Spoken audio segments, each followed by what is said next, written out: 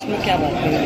आज राष्ट्रवादी कांग्रेस पार्टी शरद पवार साहब की गठ की आज यहाँ पर तमाम ही पार्टी के अहदेदारान, तमाम ही सेल के सदर, साबिक कारपोरेटर और इच्छुक उम्मीदवार और जिम्मेदार, इनकी आज हम लोगों ने मीटिंग ली थी। और मीटिंग के अंदर पार्लियामेंट के इलेक्शन के ताल्लुक से चर्चा की गई, सलाह मशवरा किया गया और ये बात तय की गई कि मौलाना उमरैन साहब 2 दिन में अपना फैसला लेने वाले हैं, इलेक्शन लड़ना है उनको या नहीं लड़ना है। उनके फैसले के बाद हम लोग दोबारा जनरल मीटिंग लेंगे। अगर उनका फैसला हाँ में आएगा तो मीटिंग लेकर सलाह मशवरा करके उनको हिमायत देना है, ऐसा सलाह मशवरा किया जाएगा। नंबर 1। नंबर 2, अगर मौलाना ने नहीं कहा तो भी मीटिंग ली जाएगी और उसमें मुझे इलेक्शन लड़ना है या नहीं, उस पर भी सलाह मशवरा किया जाएगा। और अगर नहीं लड़ना है तो इंडिया आघाड़ी कांग्रेस पार्टी के उम्मीदवार के ताल्लुक से भी सलाह मशवरा करके हमारी शरायत के ऊपर इलेक्शन में उनको हिमायत देना चाहिए या नहीं देना चाहिए, इसका तमाम ही चीज़ों का फैसला 2 दिन के बाद होगा। मौलाना उमरैन के फैसले के बाद ये फैसला आज किया गया और 3 मई को शहर में एक बड़ा जलसा लेने का भी फैसला हुआ है। उसकी जगह वगैरह हम लोग आपके जरिए आवाम को बताएंगे। और एक कमेटी बनाने का इख्तियार मुझको दिया गया है, जो पार्लियामेंट इलेक्शन लड़ने के लिए एक कमेटी होगी।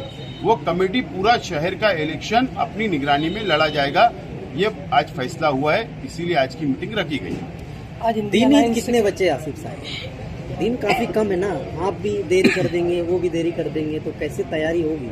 इतनी बड़ी कॉन्स्टिट्यूंसी में घूमना है। पार्लियामेंट का इलेक्शन है, देश का सबसे बड़ा इलेक्शन है और देश के एक आलिम दीन, मुस्लिम पर्सनल लॉ बोर्ड के बड़े आलिम जो हमारे शहर से ताल्लुक रखते मौलाना उमरैन साहब, उनको फैसला लेना है, वो भी बड़ा फैसला लेना है, तो मैं समझता हूँ उनको वक्त देना चाहिए।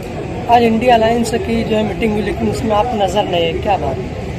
इंडिया अलायंस की जो आज ऐश्वर्या मंगल कार्यालय के अंदर हॉल के अंदर जो मीटिंग हुई, उसमें मुझे दावत दी गई थी। डॉक्टर शोभा बच्छाव उन्होंने कल मुझसे मुलाकात की, इनविटेशन दिया, दावत दी गई थी, लेकिन मैंने वहां पर जाने इसलिए नहीं मैं गया कि जब तक मौलाना उमरैन साहब का फैसला नहीं आ जाता वहां जाना आज ठीक नहीं था। न तो कल हम इनको भी बता रहे हैं कि हम आपके साथ रहने के लिए तैयारी बता रहे हैं और कल उनके भी साथ बैठ के हमने स्टेज पे बैठ के तैयारी बताना, फिर तीसरा उम्मीदवार कल आएगा हमारे साथ बैठो, तो ये ठीक नहीं है। इसके लिए आज मैं नहीं गया। मौलाना उमरैन के फैसले के बाद ही मैं कहीं भी स्टेज पे जाकर बैठूंगा। महाराष्ट्र में 48 लोकसभा की सीट है, इंडिया अलायंस ने एक भी मुसलमान उम्मीदवार को नहीं दिया। अगर मालेगांव से मौलाना उमरैन ख्वाहिशमंद है या आप ख्वाहिशमंद है, तो इंडिया अलायंस को हर्ज क्या है? क्या लगता है आपको? इस देश के अंदर तो मुसलमानों का ये हाल है कि जब इलेक्शन आता है तो यतीम खाने से बच्चे को निकाला जाता है और जब इलेक्शन खत्म हो जाता है तो यतीम खाने में दोबारा डाल दिया जाता है उसको। यह हालत मुसलमानों की इस मुल्क में है। बहरहाल देना चाहिए था, नहीं दिया गया। बहरहाल आज बीजेपी से लड़ना बहुत अहम है, बीजेपी को हराना बहुत अहम है, संविधान बचाना बहुत अहम है। इसके लिए हमेशा मुसलमानों ने आज़ादी दी, कुर्बानियाँ दी, 50-75 सालों से कुर्बानियाँ दे रहे, ये इलेक्शन में भी कुर्बानी दे देंगे। क्या हमारा क्या नुकसान होने वाला है? हमारा हमेशा नुकसान हुआ, इस मरतबे की साइन कर लेना चाहिए। अगर मौलाना ने नो कहा, अगर और आपने इच्छा जताई, तो बगावत हो जाएंगी ना एनसीपी समाज से, शरद पवार से। तुम ऐसा नेगेटिव क्यों सोच रहे हो?